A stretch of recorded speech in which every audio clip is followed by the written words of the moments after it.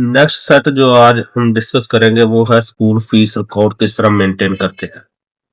सो हमें student name वगैरह दिए होंगे, ग्रेड दिया हो किस ग्रेड में है, वो टोटल फीस उसकी कितनी है, पेड कितनी है, बैलेंस हमें फाइंड करना है। और फाइन अगर किसी की लेट फीस पे होती है तो उस पर 5% फाइन है, तो टोटल पेएबल फाइन करने हैं। नीचे हमें इंस्ट्रक्शंस दी गई हैं, इन इंस्ट्रक्शन को हम परफॉर्म करेंगे वन बाय वन। सबसे पहले हमने जो काम करना है वो ये टेबल है, टेबल को जल्दी से हम एक्सेल पे टाइप करेंगे। तो आपने पेपर में जल्दी से टेबल को एक्सेल पे टाइप कर लेना है, उसके बाद इंस्ट्रक्शन को रीड करना है। तो ये मैंने ऑलरेडी टेबल इधर बनाया हुआ है, ये स्टूडेंट नेम है, ग्रेड है, टोटल फीस आ गई, ये सब बनाया हुआ मैंने। अब हम इंस्ट्रक्शन वन पे चलते हैं।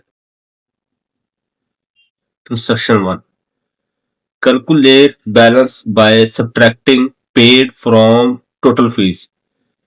बैलेंस फाइंड करना है जिसमें से पेड फीस को सब्ट्रैक्ट करना है टोटल फीस से। तो इधर हमने बैलेंस फाइंड करना है, यहाँ पे हम क्लिक करेंगे is equal to paid fees minus total fees, enter करेंगे तो वो हमारे पास इसका बैलेंस फीस आ जाएगी 3000, उसका रिमेनिंग अभी बैलेंस है जो उसने पे करना है। तो इसको कॉपी कर ले और नीचे ड्रैग करके पेस्ट कर दे। ये देखें सबकी रिमेनिंग बैलेंस, इसकी 12,000 थी, उसने 12,000 जमा करवा दी तो बैलेंस उसका आ गया 0। ये बाकी सबका भी पेंडिंग है। अब हम जल्दी से अपने इंस्ट्रक्शन 2 पे चलते हैं। Calculate fine as 5% of balance if balance is greater than 0। अगर उसका बैलेंस ग्रेटर देन 0 है तो उसको क्या करना है, 5% फाइन करना है, अदरवाइज एंटर 0। 5% उसको पे करना होगा अगर उसका कोई भी बैलेंस आ रहा है। अगर हम देखें इज इक्वल टू ये मल्टीप्लाई बाय 5 डिवाइडेड बाय 100,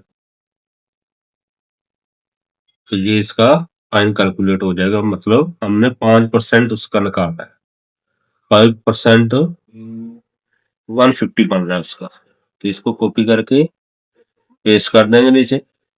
ये देखें सबकी हमारे पास फाइन की भी परसेंटेज आ गई। इसका क्योंकि 0 था तो उसने 0 ही कैलकुलेट किया, इतना इतना इनका फाइन कैलकुलेट हो गया। अब हम नेक्स्ट इंस्ट्रक्शन पे चलते हैं। Calculate total payable by adding balance and fine. Total payable हमने फाइंड करना है, किस तरह करना है, ऐड करना है किसको, बैलेंस को एंड फाइन को। तो ये टोटल पेएबल हमारा, यहाँ पे हम फॉर्मूला लगाएंगे इज इक्वल टू बैलेंस जितनी उसकी फीस पेंडिंग है प्लस 5% जो इसका फाइन बनता है 150, एंटर। तो ये हमारे पास उसके टोटल पेंडिंग अमाउंट आ गई जो अभी इसने पे करनी है। तो इसको कॉपी कर ले और नीचे पेस्ट करते, ये हमारे पास टोटल पेएबल अमाउंट आ गई सबकी। अब नेक्स्ट उसने क्या बोला हुआ है, apply wrap text to all column headers. Wrap text apply करना है कॉलम हेडर पे।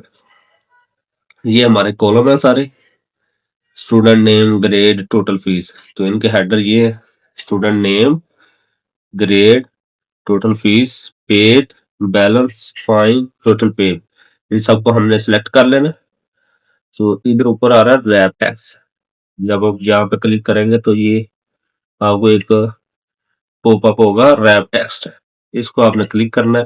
क्योंकि मैंने ऑलरेडी किया हुआ है तो वो इस तरह आपको शो हो रहा है, तो हम इसको दोबारा क्लिक करेंगे तो वो रैप हो जाएगा। ये भी हमारी इंस्ट्रक्शन होगी। उसके बाद नेक्स्ट इंस्ट्रक्शन पे चलते हैं। Use the count a function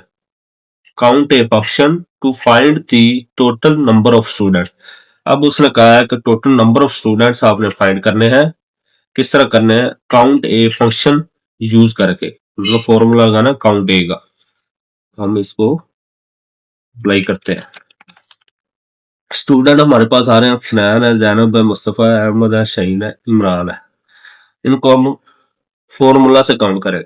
तो यहाँ पे हम फॉर्मूला लगाएंगे इज इक्वल टू, पहले इधर आप नॉर्मल लिख सकते हैं टोटल नंबर ऑफ स्टूडेंट्स। यहाँ पे उसने बताया नहीं होगा कहाँ पे आपने कैलकुलेट करना है, तो लिहाजा आप इसको बॉटम में ही कैलकुलेट करेंगे।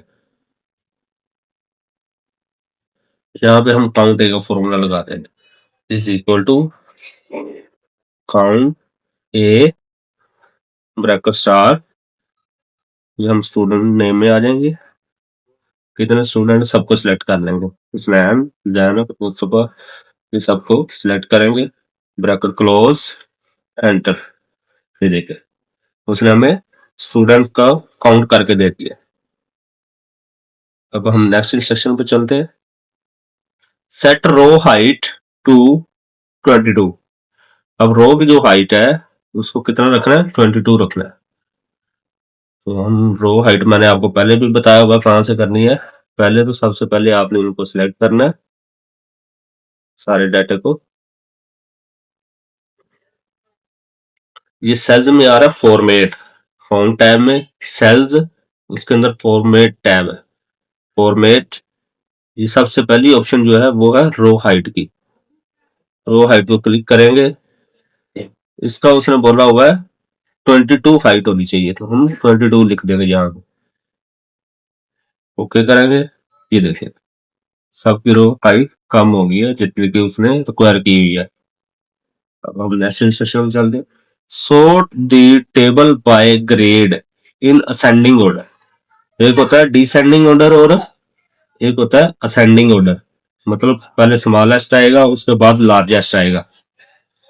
तो हमने सॉर्ट करना है अपने टेबल को, ग्रेड के कॉलम में करेंगे, सेंडिंग ऑर्डर में करना है। अगर हम अपने ग्रेड में जाएं, इसको हम सिलेक्ट कर लेंगे।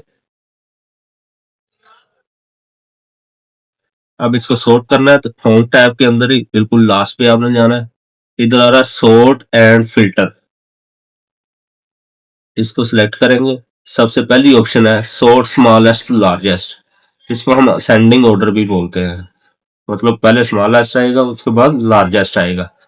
इसको क्लिक करेंगे, वो हमें पूछेगा कि आप एक्सपैंड द सिलेक्शन, सिलेक्शन को एक्सपैंड करना, मतलब अगर हम सॉर्ट करें तो सारे उसके साथ मूव करें बाकी कॉलम में, मतलब 5 नीचे जाता है, सॉरी 7 ऊपर नीचे होता है, तो उसके सामने वाली वैल्यू भी ऊपर नीचे होंगी, तो उसको हम फिक्स कर देंगे। अगर हम ये नीचे करेंगे continue with the current selection, तो वो सिर्फ ग्रेड को ही मूव करेगा, जिससे हमारा जो है डाटा वो गलत हो जाएगा, वैल्यू मिस हो जाएंगे जो उसकी एक्चुअल थी। तो लिहाजा हमेशा इसको आपने एक्सपैंड द सिलेक्शन पे ही क्लिक करना है। उसके बाद आप सॉर्ट पे क्लिक करेंगे, ये देखिए सारा डाटा उसने मूव किया है, ये नहीं है कि उसने ग्रेड को ऊपर नीचे किया है। अब ग्रेड के सामने जो उसकी टोटल फीस थी, पेड थी, बैलेंस था, ये सारी चीजें भी इसने साथ मूव की है। ये देखिए असेंडिंग ऑर्डर, पहले स्मॉलेस्ट है, उसके बाद 5 उससे लार्जेस्ट है, 6 उससे लार्जेस्ट है। तो ये हमारी जितनी भी इंस्ट्रक्शन थी ये हमने परफॉर्म की है। अभी आपने भी जल्दी से इसको परफॉर्म करना है, उसके बाद हम नेक्स्ट लेक्चर की तरफ चलते हैं।